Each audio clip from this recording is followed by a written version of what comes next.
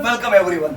दोस्तों मैं Piyush Patel profit from it की ओर से आप सबका आज के सेशन में स्वागत करता हूं। दोस्तों रिजल्ट सीजन अभी चल रही है, फाइनेंशियल ईयर 24 के रिजल्ट अनाउंस हो रहे हैं। तो ये रिजल्ट हमें दोस्तों क्या गाइडेंस दे सकते हैं? रिजल्ट सीजन को अर्निंग सीजन भी दोस्तों कहा जाता है, क्योंकि रिजल्ट से हमें पता चलता है कि जो कंपनीज में हम निवेश कर रहे हैं उनका ट्रेंड अर्निंग का कैसा है। क्या अर्निंग अच्छी आ रही है कि कुछ चैलेंजेस है? दोस्तों अगर अर्निंग अच्छी हो, इन्वेस्टर्स को डिविडेंड अच्छे मिलते हैं, आपके वैल्यूएशंस बढ़ते हैं। और दोस्तों अर्निंग के सामने चैलेंजेस हो, आपकी अर्निंग ना बढ़ रही हो, तो भी इन्वेस्टर को गाइडेंस मिलता है कि भाई अभी सामने चैलेंजेस है, कुछ समय आपके शेयर करेक्शन में रहेंगे।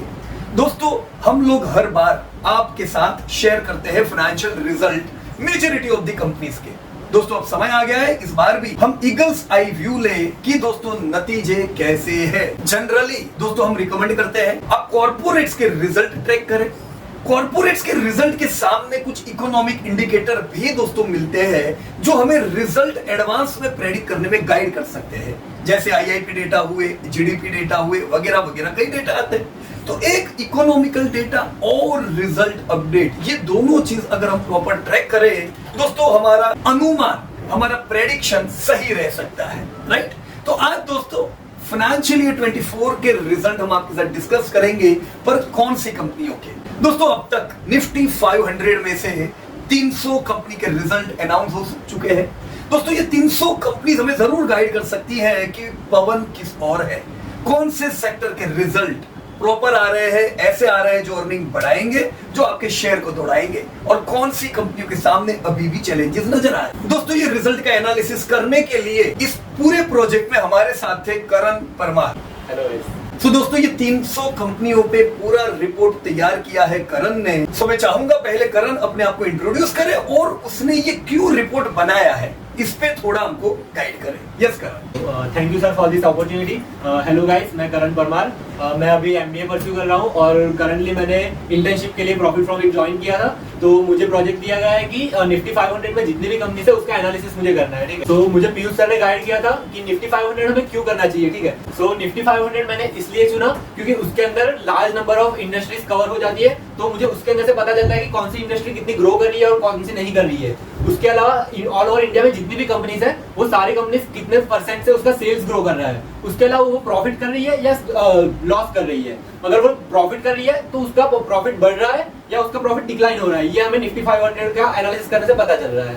एब्सोल्युटली दोस्तों, जैसे करण ने रिसर्च किया, एज अ इन्वेस्टर जब हम पैसा लगाते हैं तो हमें इंफॉर्मेशन होनी चाहिए कि नहीं होनी चाहिए कि कौन सी इंडस्ट्रीज है जहां पे ग्रोथ है, आपकी इंडस्ट्रीज में चैलेंजेस है कि नहीं है, प्रॉफिट बढ़ रहे कि नहीं बढ़ रहे, आपकी अलग अलग इंडस्ट्रीज के वैल्यूएशंस क्या प्रॉफिट के साथ बैलेंस करते हैं कि नहीं करते, ये इंफॉर्मेशन कहां से मिल सकती है। यस दोस्तों, निफ्टी 500 ये इंफॉर्मेशन देता है। तो करण ने बिल्कुल सही प्रोजेक्ट चुना और हम करण से जानेंगे कि निफ्टी 500 क्या कंट्रीब्यूट करता है। बताओगे करण? Yes. दोस्तों सबसे पहले हम ये जानना चाहेंगे कि भारत का मार्केट कैप अगर सारी लिस्टेड कंपनियों का मिला के 400 लाख करोड़ है, तो निफ्टी 500 का कंट्रीब्यूशन कितना? क्योंकि 5000 कंपनी है दोस्तों, 5000 कंपनी में से मैं ये 500 ही कंपनी क्यों लूं, दूसरी 4500 कंपनी क्यों नहीं? तो कितना कंट्रीब्यूशन है करण, क्या बताता है रिसर्च? सो निफ्टी 500 90% मार्केट कैप को कवर करता है पूरे इंडिया का।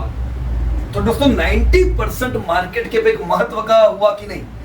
सिर्फ कंपनी 10% निफ्टी 500 पर मार्केट कवर करता है 90%। अगर ये मार्केट कवर करता है 90% तो ये सेल्स में भी कंट्रीब्यूटर होगा, प्रॉफिट में भी कंट्रीब्यूटर होगा। तो दोस्तों इन्वेस्टर का ध्यान निफ्टी 500 पे होना चाहिए कि नहीं? करण आप ये बता पाओगे, 90% आपने बोला, एग्जैक्ट निफ्टी 500 का मार्केट कैप कितना है, सेल्स कितना करती है 500 कंपनियां मिलके, और प्रॉफिट कितना है? So guys, Nifty 500 market capital cover करता है 360 लाख करोड़ का, जिसमें 500 कंपनीज हम कंसीडर होती है। तो निफ्टी 500 में से 300 कंपनीज का फाइनेंशियल रिजल्ट आ चुका है, जिसमें से उन लोगों ने सेल्स किया है 108 लाख करोड़ का।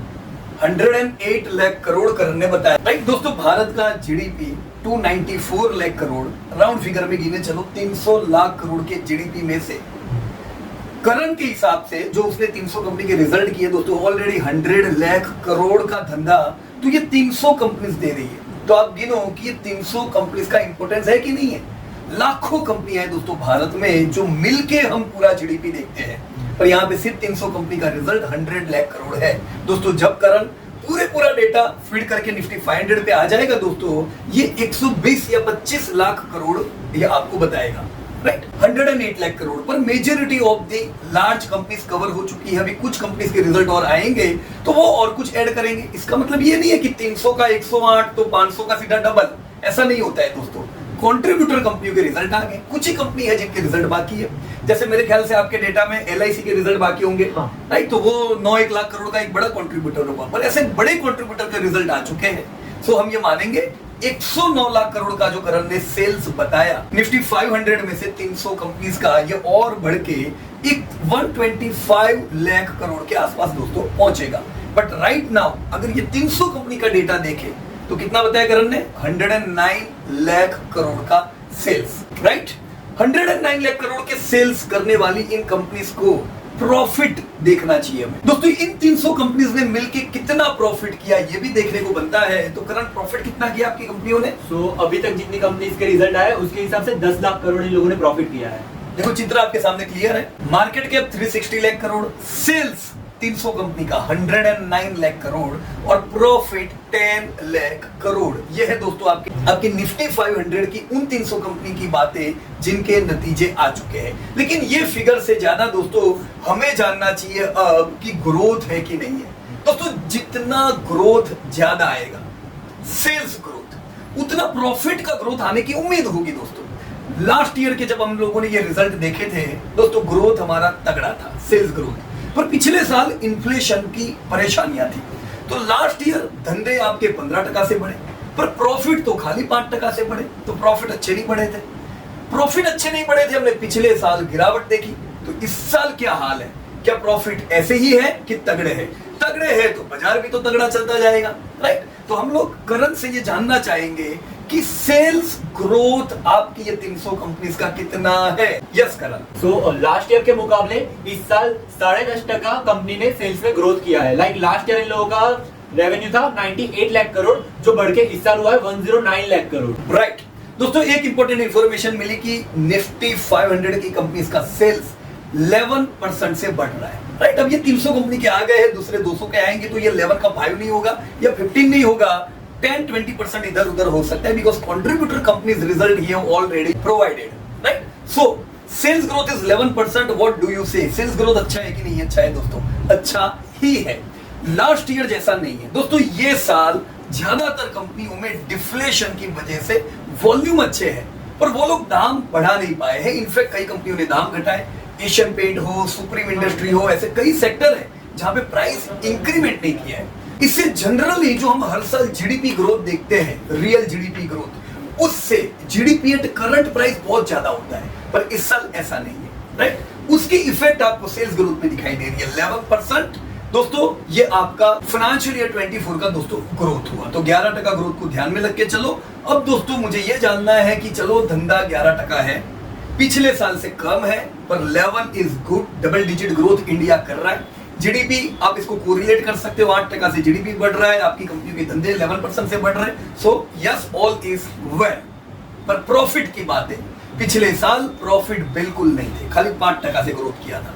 हमने लास्ट ईयर बताया था दोस्तों कि यह ध्यान रखो, ये साल आपके डिविडेंड 21% से बढ़ने वाले हैं। हमारी उम्मीद थी दोस्तों कि इस साल हम 21% के आसपास प्रॉफिट बढ़ते देखेंगे, क्योंकि इन्फ्लेशन आएगा डाउन, मार्जिन बढ़ेंगे, प्रॉफिट बढ़ेंगे। चलो करण से जानते हैं प्रॉफिट की क्या हाल है। यस करण।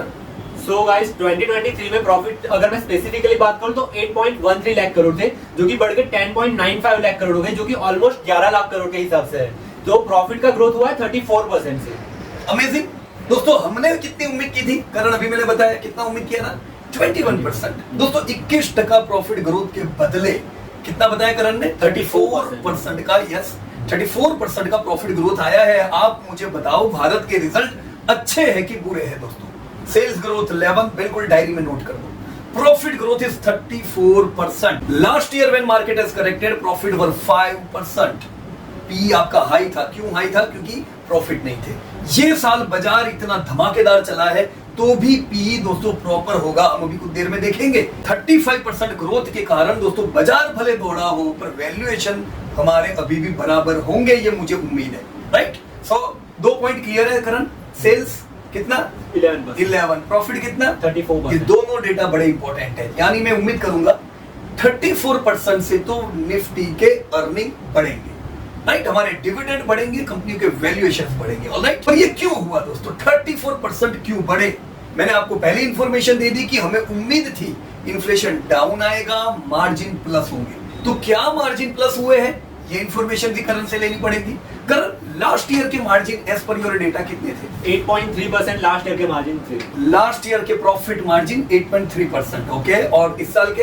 और 2024 में मार्जिन है 10.11%। तो दोस्तों चित्र आपके सामने क्लियर है। पिछले साल मार्जिन बुरे थे 8.3%। पिछले साल धंधे इतने बढ़िया होने के बावजूद मार्जिन टूटे ड्यू टू इन्फ्लेशन डाउन, और आपके मार्जिन 8.3 से बढ़ के कितने बताया आपने?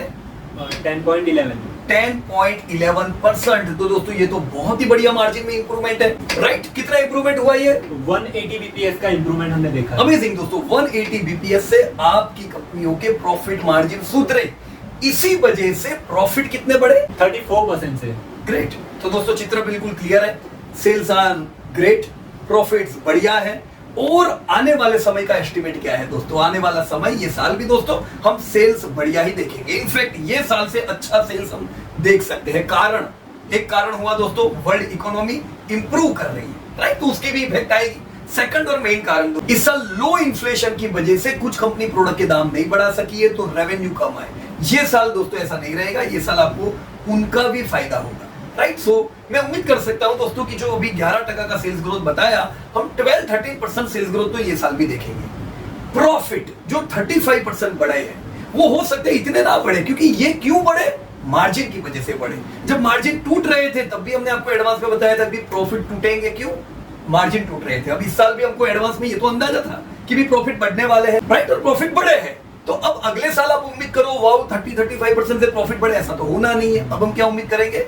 सिमिलर वे में दोस्तों 15-20% से प्रॉफिट दोस्तों बढ़ सकते हैं। खास करके प्रॉफिट बढ़ेंगे दोस्तों फाइनेंस कंपनियों के, क्योंकि फाइनेंस कंपनीज इंटरेस्ट हाई होने की वजह से कम मार्जिन है, तो वहां पे हम मार्जिन में सुधार देखेंगे। बाकी ओवरऑल दोस्तों प्रॉफिट हमारे अगले साल हम उम्मीद करेंगे 15-20% के आसपास होंगे। राइट फ्रेंड्स, पर ये तो हुई दोस्तों आपके ओवरऑल निफ्टी 500 की बातें। हमें इंटरेस्ट हमारी कंपनियों में भी है। मुझे ये भी जानना है कि large cap, mid cap, small cap, उनके सेल्स ग्रोथ कैसे है? तो क्या ऐसा कुछ काम किया है आपने? यस सर, मैंने वो भी रिसर्च किया हुआ है और वो डेटा को मैंने सेपरेट किया हुआ है, तो हमें वो भी डेटा जानने को मिलेगा आगे। ऑल राइट, तो मैं करण से जानना चाहूंगा, मुझे बताओ, आपने बोला 11% sales growth, 34% profit growth, margin were increasing. मुझे लार्ज कैप में इंटरेस्ट है कि लार्ज कैप का सेल्स ग्रोथ कितना है, प्रॉफिट ग्रोथ कितना है? Yes please. So large cap का सेल्स ग्रोथ है 13.17%, जबकि उसका प्रॉफिट ग्रो हुआ है 34% से। ऑल राइट, तो मतलब जो आपने निफ्टी 500 बताया उससे अच्छा सेल्स ग्रोथ है लार्ज कैप का। yes. तो हम ये नहीं कह सकते कि लार्ज कैप कंपनीज ग्रो नहीं कर रही है, इनफैक्ट उन्होंने ज्यादा अच्छा ग्रोथ किया है। राइट, निफ्टी 500 11% और लार्ज कैप कितना बताया? Large cap 13%, 13.2%। राइट, और प्रॉफिट कितने से बढ़े हैं? प्रॉफिट भी इसका सिमिलर निफ्टी 500 के रेट से ही बढ़ा है, जो कि है 34%। 34% से बढ़े हैं। तो चलो लार्ज कैप क्लियर है, लार्ज कैप भी बढ़िया कर रहा है। मिड कैप क्या हाल है? अभी सर मिड कैप में सेल्स ग्रोथ सिर्फ 7.6% से है, लेकिन उसका प्रॉफिट बढ़ा है 57%। राइट, मिड कैप के सेल्स 7%। Yes sir. ओके, तो बहुत लोगों को तो ये लगता है मिड कैप की कंपनियां ज्यादा ग्रोथ करती हैं। डेटा तो ऐसा नहीं कह रहा है।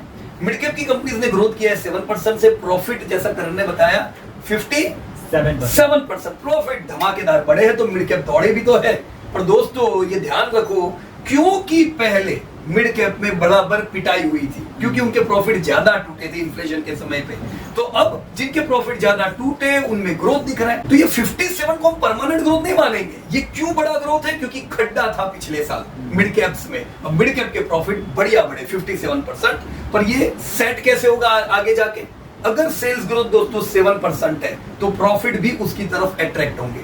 राइट, मैंने कैसे आपको निफ्टी के बारे में बताया कि सेल्स अगले साल में 12% उम्मीद कर रहा हूं, तो प्रॉफिट भी 33 से 15-20% के आसपास ही आने वाले हैं। सिमिलर मिड कैप में सेल्स अगर 60% है तो प्रॉफिट भी उसके करीब दोस्तों आएंगे। स्मॉल कैप का क्या हाल है? तो सर स्मॉल कैप में सेल्स ग्रोथ है 7%, जबकि उसमें प्रॉफिट ग्रोथ है 7.5%। 7% का सेल्स ग्रोथ खाली। यस। ओके दोस्तों, स्मॉल कैप में 7% का सेल्स ग्रोथ है, तो स्मॉल और मिड कैप ये दोनों के सेल्स ग्रोथ इतने जबरदस्त नहीं है, पर मिड कैप के प्रॉफिट काफी अच्छे बढ़े थे दोस्तों, राइट। स्मॉल कैप के तो प्रॉफिट भी खाली 8% से बढ़े हैं। तो इन डेटा के आधार पे हम ये मान सकते हैं कि स्मॉल कैप में भी अच्छी रैली आई, मिड कैप में भी रैली आई, तो स्मॉल कैप के वैल्यूएशंस हाई हुए होंगे, क्योंकि रैली है पर प्रॉफिटेबिलिटी उनको सपोर्ट नहीं कर रही है, राइट। इतना बड़ा निफ्टी 500 है, उसमें लार्ज कैप कंपनीज कितनी है करण? तो लार्ज कैप कंपनी 50 है, तो मतलब टॉप निफ्टी 50 जैसा ही हुआ ये तो। yes. 50 लार्ज कैप कंपनियां मिलके 50% कंट्रीब्यूट करती है। हाँ। और उनका रिजल्ट आपने बताया 13% सेल्स ग्रोथ। yes. फिर ये जो पाई है उसमें नंबर लगता है मिड कैप का, राइट। 50% के बाद का मिड कैप के पास 25% पाई जाता है। yes.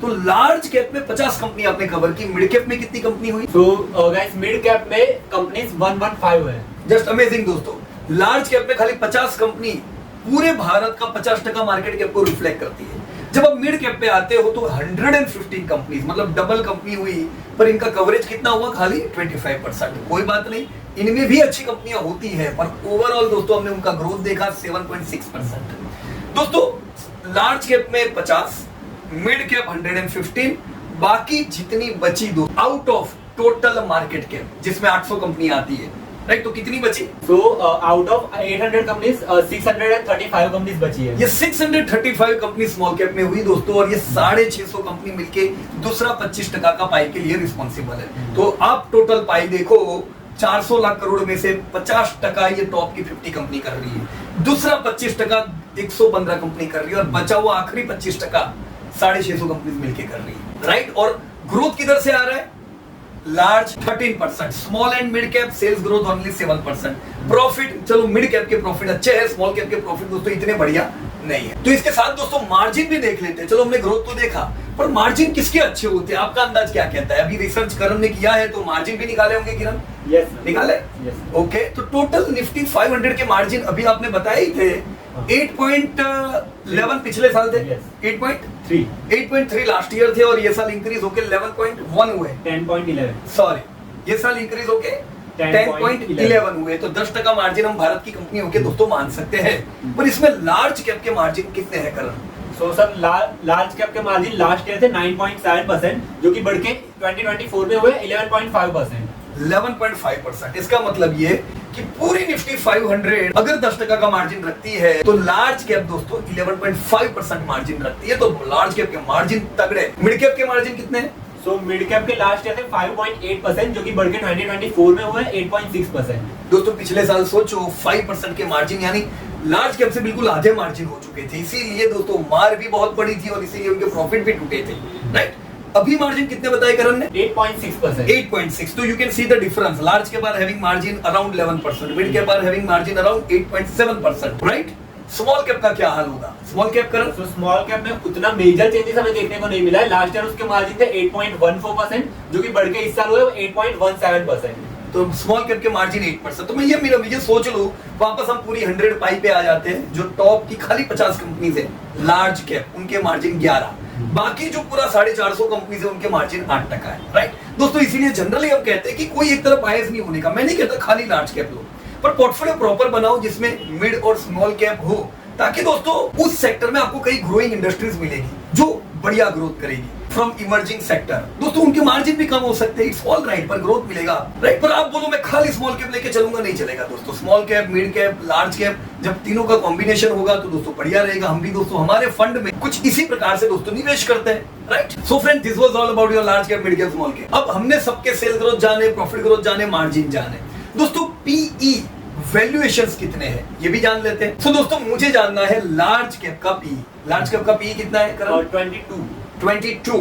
दोस्तों 22 का पी क्या लगता है आपको? महंगा है बहुत? कुछ भी नहीं है दोस्तों। 22 का पी हुआ लार्ज कैप का, प्रॉफिट कर रहा है 34%, सेल्स है आपके 11%, राइट। Sales 11, profit 34, P 22।